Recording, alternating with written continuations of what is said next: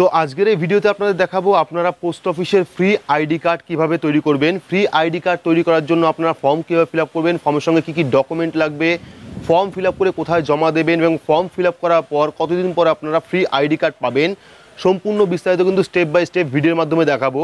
তো আপনারা যারা পোস্ট অফিসের ফ্রি আইডি কার্ড তৈরি করতে চান তারা অবশ্যই ভিডিওটি শুরু থেকে শেষ পর্যন্ত দেখবেন।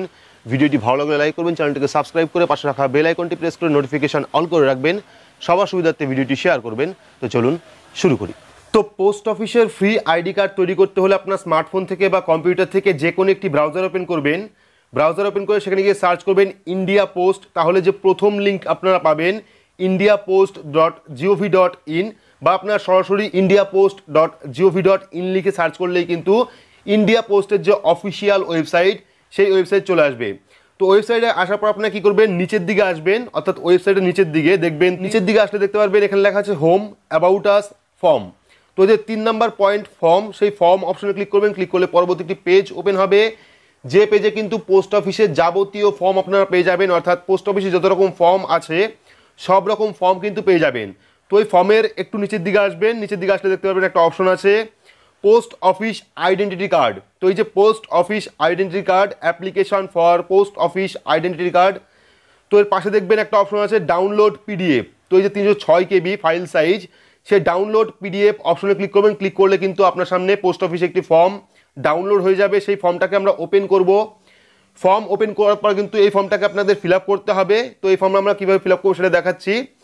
তো দেখতে পাচ্ছেন সিরিয়াল নাম্বার, তো সিরিয়াল নাম্বার দেওয়ার দরকার নেই। Annexure 1, department of post, government of India, application for post office identity card, please write in block letter. অর্থাৎ পুরো ফর্মটাকে কিন্তু আপনাকে ইংলিশে বড় হাতে ফিল আপ করতে হবে। পাশে দেখুন একটা অপশন আছে, এখানে কিন্তু আপনাকে রিসেন্ট স্ট্যাম্প সাইজের ফটো লাগাতে হবে, অর্থাৎ রিসেন্ট স্ট্যাম্প সাইজের একটি ফটো এখানে লাগাতে হবে। দেওয়ার পর নেম অফ অ্যাপ্লিকেন্ট, তো 1 নম্বর পয়েন্ট নেম অফ অ্যাপ্লিকেন্টে আপনার নাম দিয়ে পদবি দিয়ে লিখতে হবে, সম্পূর্ণ নাম দেবেন প্লাস পদবি দেবেন। দেওয়ার পর 2 নম্বর আছে name of father, husband and guardian. তো চাইলে আপনি বাবার নাম দিতে পারেন, হাজব্যান্ডের নাম দিতে পারেন বা গার্জিয়ানের নাম দিতে পারেন।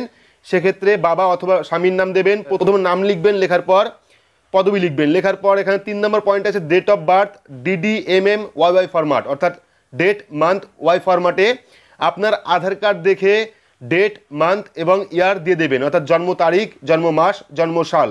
দেওয়ার পর 4 নম্বর পয়েন্ট আছে signature of applicant, please sign in the box. যে বক্সটা দেখতে পাচ্ছেন সেই বক্সে যিনি আবেদন করবেন তার কিন্তু একটি সই দিতে হবে। দেওয়ার পর present postal address with pin, অর্থাৎ এখানে কিন্তু আপনি বর্তমানে যেখানে আছেন প্রেজেন্ট অ্যাড্রেস, সেই প্রেজেন্ট অ্যাড্রেসের ফুল অ্যাড্রেস লিখবেন। লেখার পর পিনকোড দেবেন। পিনকোড দেওয়ার পর ভিলেজ এবং পোস্ট অফিস দিয়ে দেওয়ার পর 6 নম্বর পয়েন্ট আছে পার্মানেন্ট পোস্টাল অ্যাড্রেস।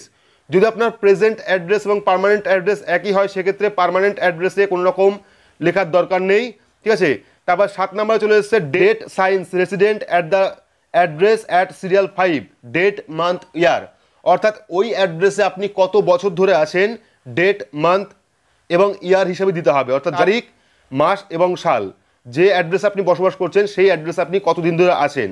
তো 8 নম্বরে আছে if you are a tenant please furnish particular name, address, telephone number, mobile number, email of the land hold.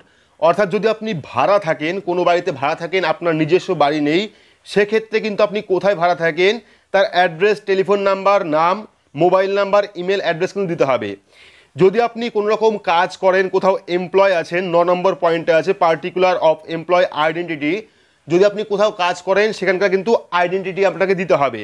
10 নম্বর আছে address of the employer with pin, অর্থাৎ যেখানে আপনি কাজ করছেন, যদি আপনি বাড়িতে না থেকে অন্য কোথাও কাজ করছেন সেক্ষেত্রে কিন্তু আপনি যেখানে কাজ করছেন তার ফুল অ্যাড্রেস, পিন নাম্বার সহ দিতে হবে।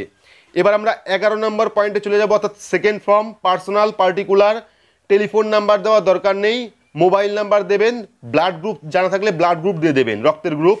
দেওয়ার পর পার্সোনাল মার্কস ইন আইডেন্টিফিকেশন, অর্থাৎ যদি আপনার কোনো পার্সোনাল আইডেন্টিফিকেশন থাকে সেক্ষেত্রে আইডেন্টিফিকেশন নাম্বার দেবেন, অর্থাৎ আধার কার্ড নাম্বার দেবেন। দেওয়ার পর 12 নম্বর আছে have you apply post office ID earlier, যদি আপনি এর আগে পোস্ট অফিস আইডির জন্য আবেদন করে থাকেন সেক্ষেত্রে ইয়েস অথবা নো করতে পারেন। তারপরে এ নাম্বার আছে স্ট্যাটাস অফ দ্য অ্যাপ্লিকেশন, যদি আপনি অ্যাপ্লিকেশন করে থাকেন আগে সেক্ষেত্রে অ্যাপ্লিকেশনের স্ট্যাটাস কিন্তু আপনাকে দিতে হবে। তো তারপর চলে এসছে সিগনেচার অফ দ্য অ্যাপ্লিকেন্ট। তো এখানে কিন্তু অ্যাপ্লিকেন্টের সই করতে হবে, সই করার পর প্লেস অর্থাৎ কোন জায়গায় আপনি আছেন সেই গ্রামের নাম দেবেন, দেওয়ার পর ডেট দেবেন, কোন ডেটে আপনি জমা করবেন এই ফর্মটি সেই ডেট দেবেন। দেওয়ার পর কিন্তু এখানে চলে এসছে ফর অফিস ইউজ অনলি। তারপরে ফর্মগুলি কিন্তু আপনাকে অফিস থেকে ফিল আপ করে দেওয়া হবে। Serial number of the card issue, এই লাস্ট যে option serial number of card issue, এখানে আপনাকে একটি সিরিয়াল নাম্বার দেওয়া হবে, যে সিরিয়াল নাম্বার দিয়ে কিন্তু আপনি পরবর্তীকালে এই কার্ডের স্ট্যাটাস চেক করতে পারবেন। ডেট অফ ইস্যু অর্থাৎ কার্ডটি কত ডেটে ইস্যু হবে সেই ডেটও আপনি পেয়ে যাবেন। তো এখান থেকে কিন্তু আপনারা বুঝতে পারবেন, অর্থাৎ যে কার্ড ইস্যু ডেট, সেই কার্ড ইস্যু ডেট থেকে বুঝতে পারবেন আপনার হাতে কবে নাগাদ কার্ড আসতে পারে। তো এই ফর্মটি ফিল আপ করে যাবতীয় ডকুমেন্ট যেগুলো আছে, অর্থাৎ আধার কার্ড, এমপ্লয় কার্ড যদি থাকে আপনার সেক্ষেত্রে এমপ্লয় কার্ড, অ্যাড্রেস প্রুফ হিসাবে যে কোনো একটি কার্ড দেবেন অর্থাৎ ডকুমেন্ট দেবেন। এই ফর্মটি ফিল আপ করে যাবতীয় জেরক্স কপি অ্যাটাচ করে আপনার এলাকায় যে পোস্ট অফিস আছে সেই পোস্ট অফিসে জমা করবেন। জমা করলে কিন্তু সেখান থেকে আপনাকে বলে দেওয়া হবে যে আইডেন্টিটি কার্ড আপনি কত তারিখে পাবেন, এবং এই আইডেন্টিটি কার্ড থাকলে পরে কিন্তু আপনি ভবিষ্যতে অনেক রকম সরকারি সুবিধা পেতে পারেন, যেমন প্যান কার্ডের ক্ষেত্রে হোক, আধার কার্ডের ক্ষেত্রে হোক, যাবতীয় কারেকশন করার ক্ষেত্রে কিন্তু আপনি এই কার্ড ইউজ করতে পারেন। যেমন নারেগা জব কার্ড হোক বা ঘরের আবেদন হোক, সেক্ষেত্রে কিন্তু আপনারা এই কার্ডটি ইউজ করতে পারেন ডকুমেন্ট প্রুফ বা অ্যাড্রেস প্রুফ হিসাবে। তো ভিডিওটি আপনাদের কেমন লাগলো অবশ্যই কমেন্ট বক্সে কমেন্ট করে জানাবেন। ভিডিওটি ভালো লাগলে লাইক করবেন, চ্যানেলটিকে সাবস্ক্রাইব করে পাশে রাখা বেল আইকনটি প্রেস করে নোটিফিকেশন অল করে রাখবেন, সবার সুবিধার্থে ভিডিওটি শেয়ার করবেন। তো আজকের মতো এইটুকুই, ধন্যবাদ।